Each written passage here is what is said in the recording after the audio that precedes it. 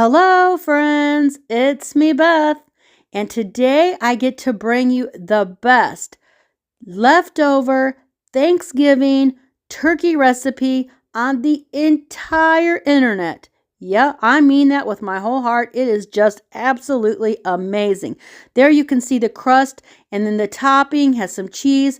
This needed to set up probably for 15 minutes, but I was so excited to get it out of the pan and get this video out to you because you have your leftover turkey. You can make this Friday, Saturday, or Sunday. You'll feed a crowd with it. The best part of it, number one, the flavor. I love it, love it, love it. Number two, it's inexpensive to make. And number three, you already have most of these things on hand. So, this, by the way, is my Mennonite Granny's recipe. I have to give her all the credit. I called her this morning, and so I did just as she said, and it worked out perfectly. I took my 9x13 pan and I sprayed it. You needed some nonstick coating. Then I'm coming in with the bread. Granny says you need an average of 10 pieces of some kind of bread, 5 on the top layer and 5 on your bottom crust. So I chose 6 pieces of white loaf bread and 4 leftover King Hawaiian rolls. And I went through, as you can see here, I'm like picking through, trying to get everything uniform size. After the casserole came out of the oven, I realized that part was not necessary.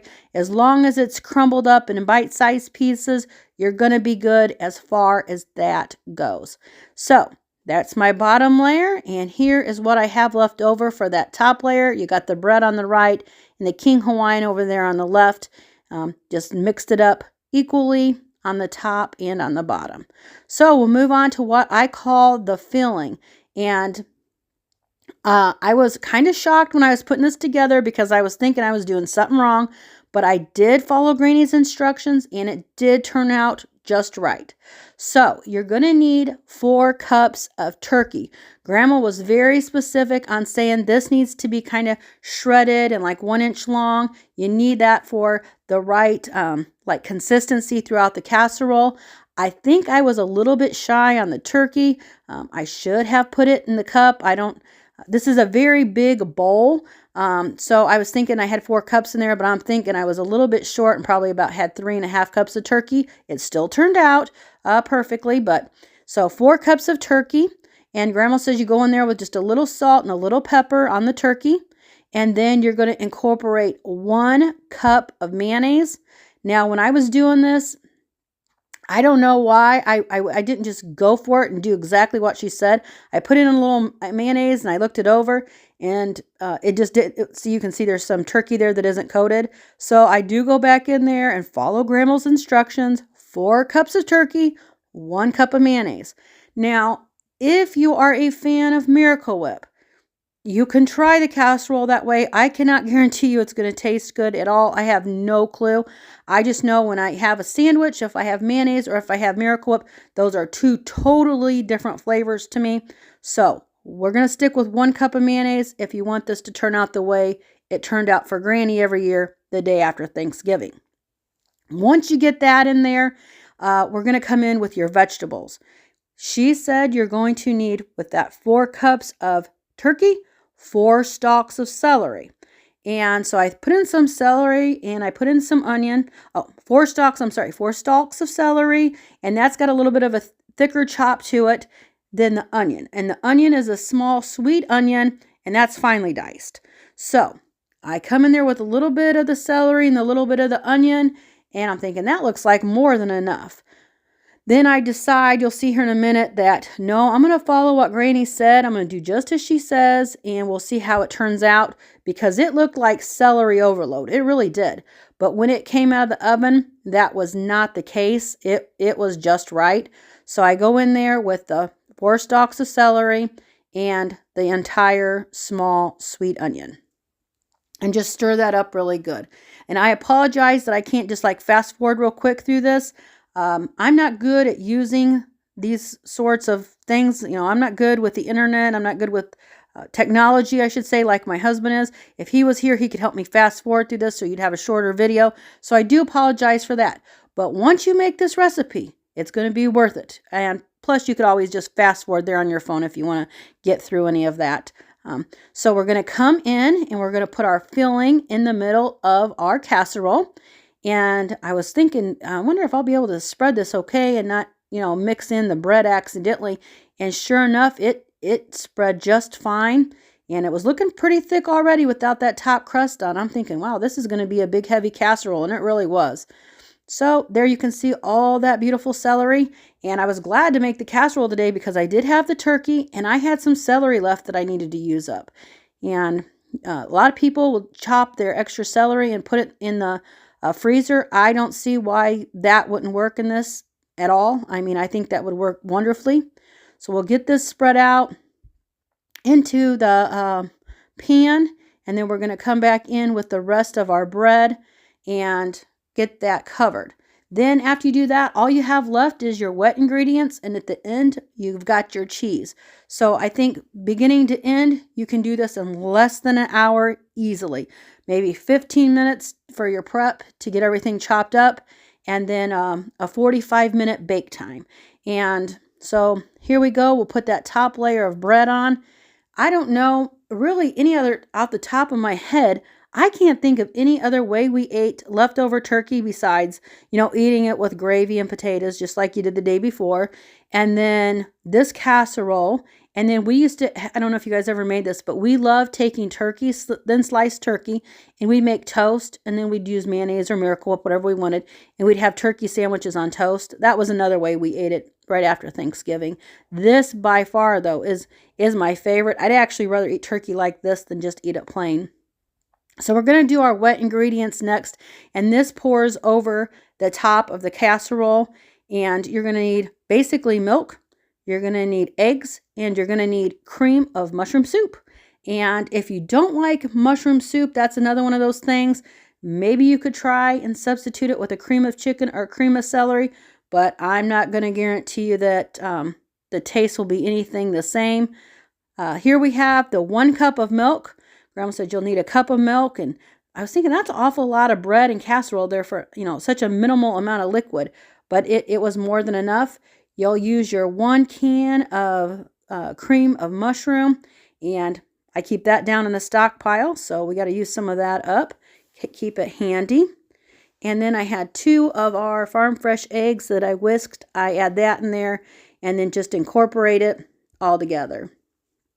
As far as serving this up, we always ate this with the leftover green beans and the corn out of our freezer. We grew corn and we grew green beans. So the Friday after Thanksgiving, Grandma would make this. And if we had the leftover green beans from Thanksgiving or the leftover corn, that was usually perfect sides for this meal. And I would say me and my Aunt Kim, we were always there. We knew what was going to be happening the next day. That was our big favorite treat, but everybody loved it. But we really looked forward to it, me and Aunt Kim. And that's actually today I took my Aunt Kim and Uncle Danny. They're not feeling well. I took them both a to-go container. And then my youngest son, I took him a to-go container. And we still have a lot left. So, you could feed a crowd. You really could. So a little more pepper, Grandma said, in that mix. And then you pour it over the top.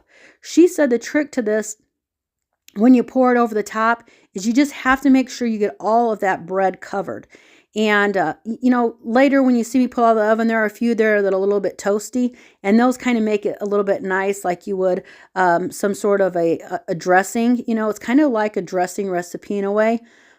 So here we go over the top. Spread it out the best you can, and then once you get it on there, you can use a spatula, spoon, butter knife, whatever you got to make sure all that bread has a little bit of that liquid. Beautiful. When you see this come out, I guess you've seen it at the beginning of the video. It's cheesy goodness, I'm telling you. And I would never think that turkey and cheese, that kind of cheese, in a casserole would taste as good as it does. But it's just like, it's a perfect union, I tell you what. So I shook that down there because I was worried about that bottom crust. I'm like, is that going to get liquid down there?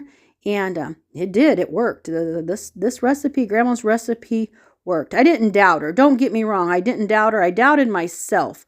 Nobody cooks as good as Grandma or Mom. They're all the best cooks. And I followed her instructions exactly. And so I shouldn't have doubted myself so much, but I was thinking, did I hear correctly? Is this the right size pan? Am I doing this right? Did I forget anything? But it worked out good. So we get that covered, and in the oven it'll go. Granny said when you get it in the oven, 375 if you like a little bit of a crispier crust, and 350 if you don't. So I'm like, which way do I go? I don't know. So I went with 365, but 375 if you run a crispier bottom, a little bit crunch, and 350 if you don't. So, oh yes, and pepper again. Just a little sprinkle, just as Grandma said.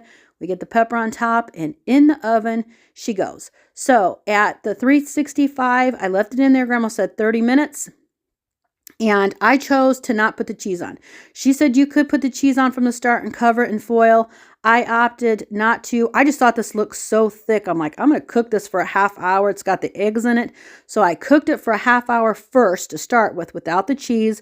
It was bubbling throughout. So we got the half hour at 365, and then I put the cheese on and I went back in for another 20 minutes or so. So I ended up cooking it for 50 minutes. Grandma said it'd be about probably 45 to 50 because of the thickness of it, and she was right on with that. So we sprinkle the cheese. So first choice for cheese, Grandma says for her is the cheddar.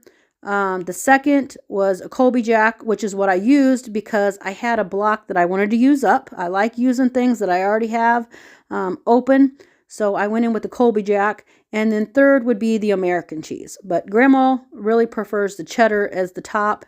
And this Colby Jack was a real tight, close second. So it did turn out excellent. No complaints here at all. I'm sorry it's taken me a minute here to get this cheese on. You think you could just dump cheese on and throw it in the oven.